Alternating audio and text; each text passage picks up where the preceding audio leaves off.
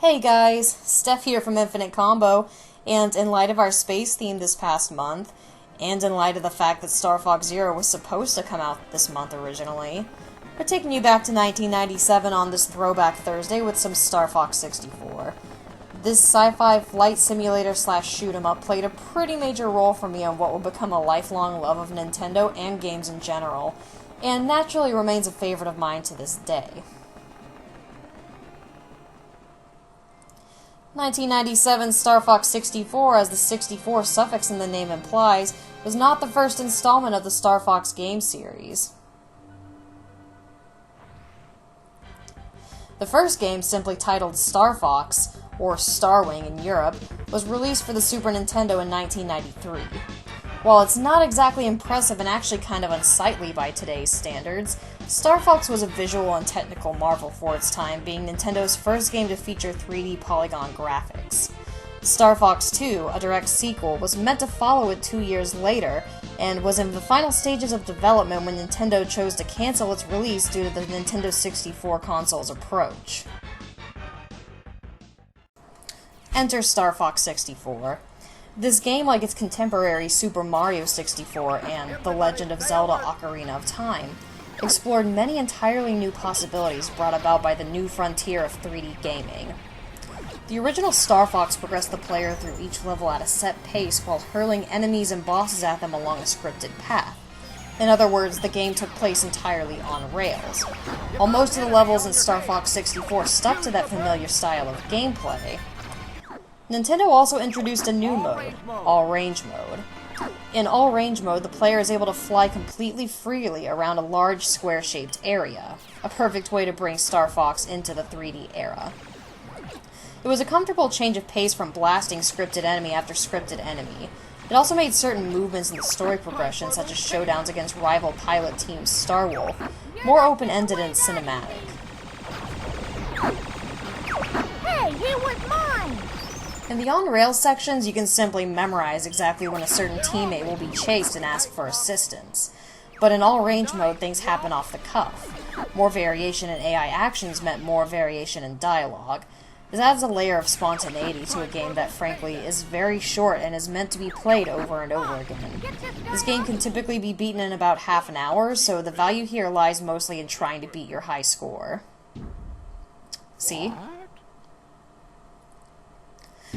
Of course, you're not forced to play the same levels ad nauseum. There's an easy path, a hard path, and 3 medium-level options in the middle, and you can mix and match a bit as you progress to play through your favorite levels and to avoid the ones you don't care for as much. A lot of these shifts in the paths are unlocked when you complete the previous mission's secret conditions.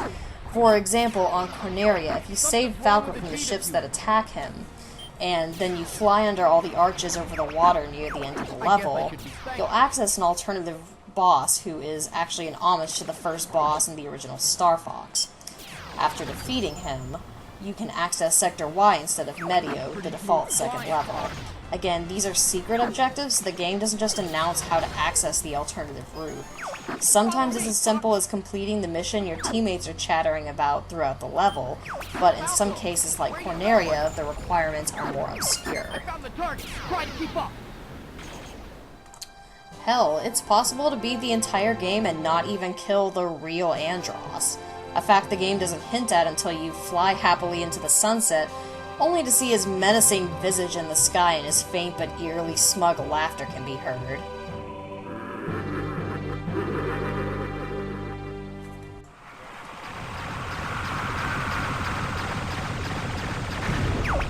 Oh yeah, that's the real Andross. A giant disembodied floating brain in a bottomless abyss who shoots his wiggly jumbo shrimp-looking eyeballs at you and then relentlessly chases you so he can suck you up into himself with his noodly brain thingies and crush you in your ship. Talk about the stuff of nightmares. Anyway, from a design standpoint, it was certainly innovative and impressive. This game was also released alongside Nintendo's Rumble Pack controller add-on, which would popularize the haptic feedback or rumble feature found in nearly every modern game that springs to mind.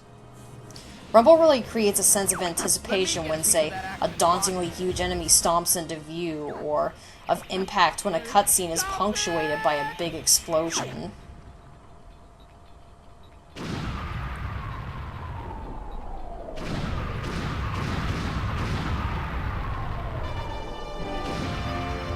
Rumble has subtler but equally important applications as well.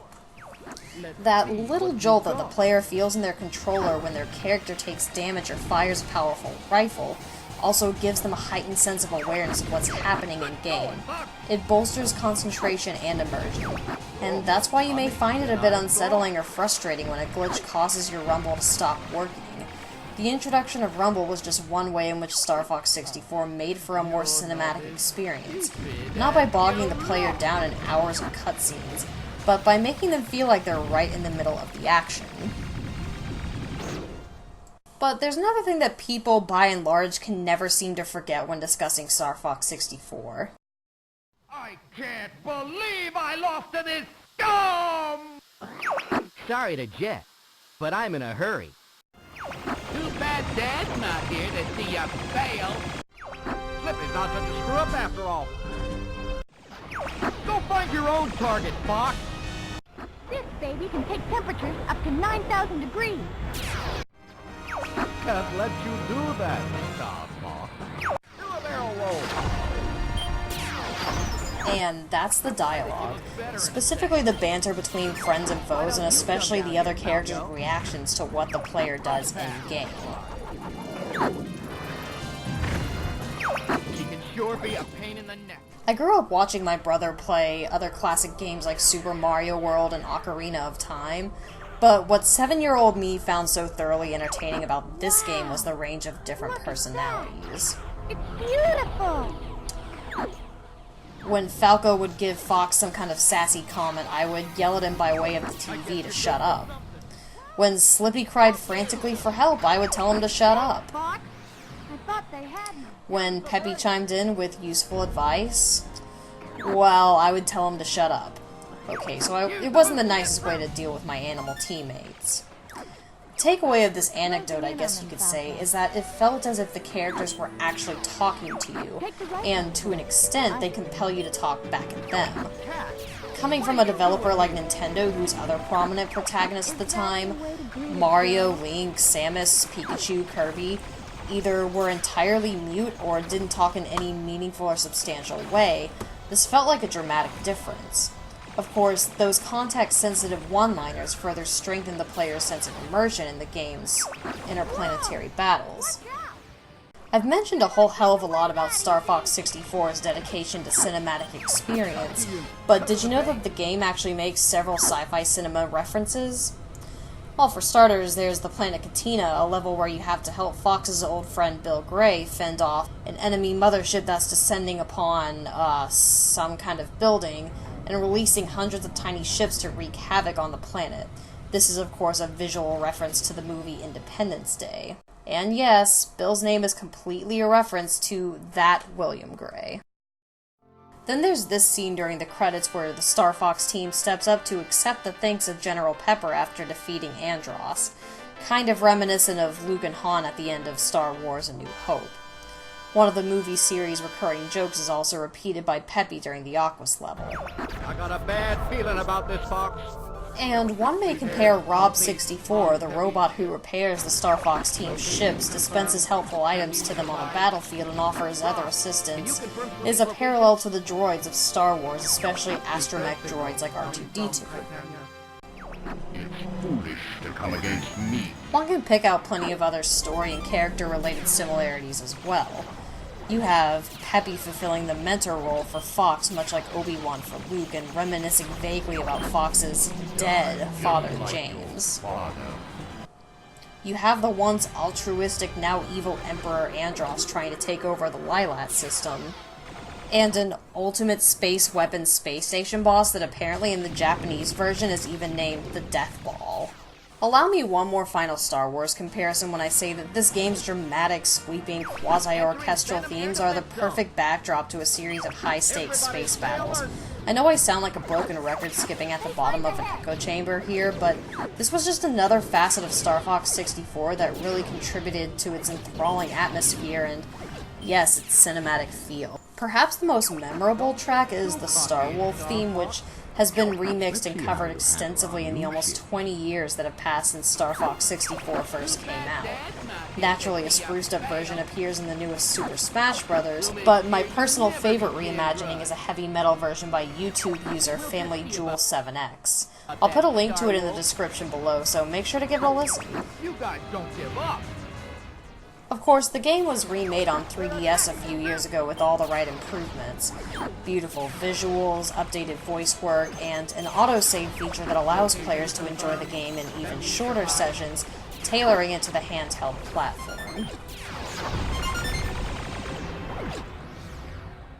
A few other Star Fox games have come out, including the, in my opinion, underrated Star Fox Assault on the GameCube, and I'm greatly looking forward to Star Fox Zero, which will now be coming out in April, hopefully. But this fond memory of the 90s still holds up just as well today, and I'm glad I had the opportunity to gush to all of you about it on this spaced-out edition of Throwback Thursday. Be sure to check out our other videos, and tune in a few weeks to see what oldie but goodie we feature next time. Until then, like, share, subscribe, tell your friends, and stay infinite!